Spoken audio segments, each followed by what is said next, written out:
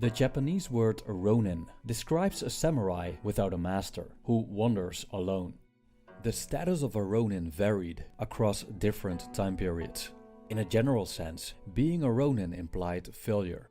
More specifically, a ronin had renounced the act of seppuku, which is a form of Japanese ritual suicide that was applied to restore honor after defeat. Those who refused seppuku became outcasts that endured a reputation of disgrace.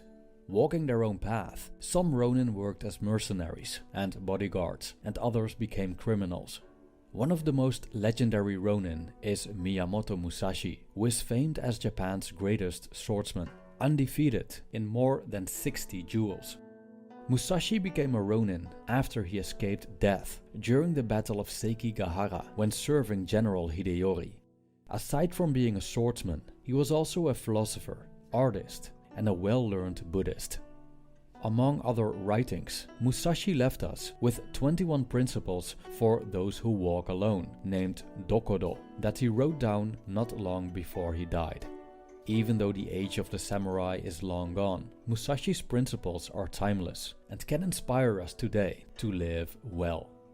This 3-part series elaborates on the 21 principles from Musashi's Dokkodo. Please note, the elaborations in this video are based on existing philosophies, the author's interpretations and reasoning, and are intended to be an inspiration for present-day life.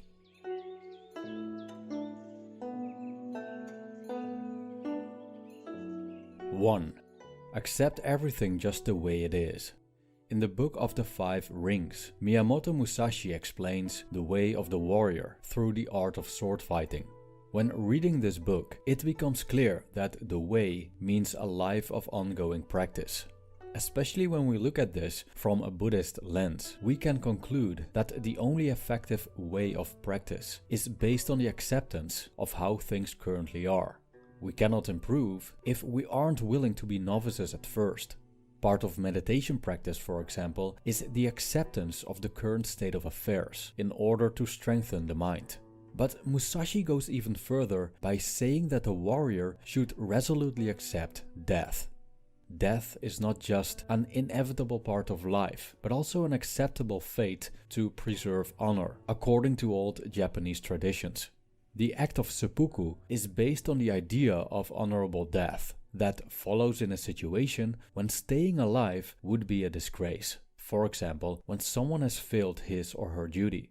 Now, especially for the modern Western mind, this idea is extreme. Nevertheless, the resolute acceptance of death can help us to accept that it's a path we all take someday. In Buddhism, there's a practice called corpse meditation, during which one can contemplate death in the presence of a dead body, or simply by imagining one. By doing this practice repeatedly, a Buddhist comes to terms with the reality of death. For a ronin, we can say that the acceptance of one's aloneness is essential. Musashi, for instance, had to face the world without the support of a school or master, traveling the land and fighting duels to perfect his skill. Thus, he walked a very solitary path on which one can only flourish when aloneness is accepted. 2. Do not seek pleasure for its own sake. Despite his ronin status, Musashi emphasized virtue above pleasure.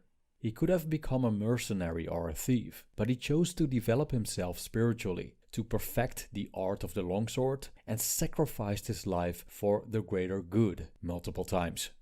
At most, pleasure should be a side effect of one's pursuit of virtue. The meaning of virtue is different across time periods, as ethics and views on morality change over time.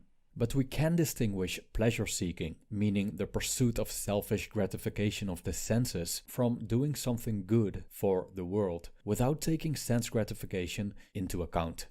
Musashi's attitude toward pleasure is very similar to Stoic and Buddhist attitudes that go together with sense restraint. Epictetus, for example, argued that in the long term, the victory of abstaining from pleasure is better than to be overpowered by it. The Buddhists argue that sensual pleasure in itself isn't enjoyable at all. It's simply a scratch to an itch that will worsen if we keep scratching, to the point that it will lead us astray. For a ronin, it can be vital to keep pleasure-seeking at bay. As ronins wander alone, the pursuit of pleasure can become a trap, in which they get entangled in the world in destructive ways. The pursuit of tasty food, cheap entertainment, lust, not only tethers people to the mundane, it also holds them back from practice, which, according to Musashi, could lead to a deeper spiritual understanding. In his days of solitude, Musashi could have never perfected his swordsmanship if he had indulged in pleasure. 3. Do not, under any circumstances, depend on a partial feeling. Feelings are important as they indicate that something is going on, but they aren't always ideal when it comes to making decisions. The problem with feelings is that they're often based on irrational thinking, thus based on a delusional view of reality. Therefore, feelings are, in many cases, partial, as they don't tell us the whole story, which means that acting upon them can lead to actions that might be wrong and destructive. Instead, rational thinking, logic, reason, or in short, assessing a situation and observing our feelings with mental clarity is more reliable. Thus, it's important that we're mindful of what's going on in our mind and body. Are we overpowered by emotion? Are we coming from a place of anger or fear? If this is the case, our best bet is to let the dust in our minds settle and reassess the situation again when our minds are clear. Needless to say, battles need to be fought with a clear mind, and enemies should be approached rather with mental clarity than with emotion, as the latter is detrimental to our skills and could lead to stupid decisions. 4. Think lightly of yourself and deeply of the world.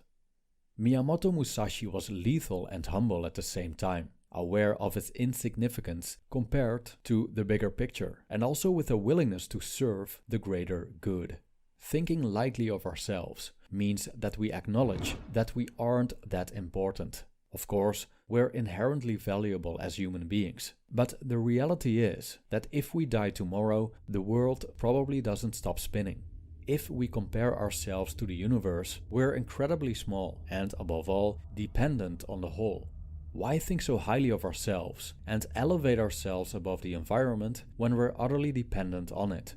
The universe is so incredibly vast, so complex, so much more than this ego in our heads. And by realizing this, we know that not being humble doesn't make any sense. A ronin was probably aware of this, as facing the world alone can be an eye-opening experience in regards to how small and vulnerable we are. So it's not a bad idea to take ourselves with a grain of salt sometimes and reflect on how significant our lives truly are. This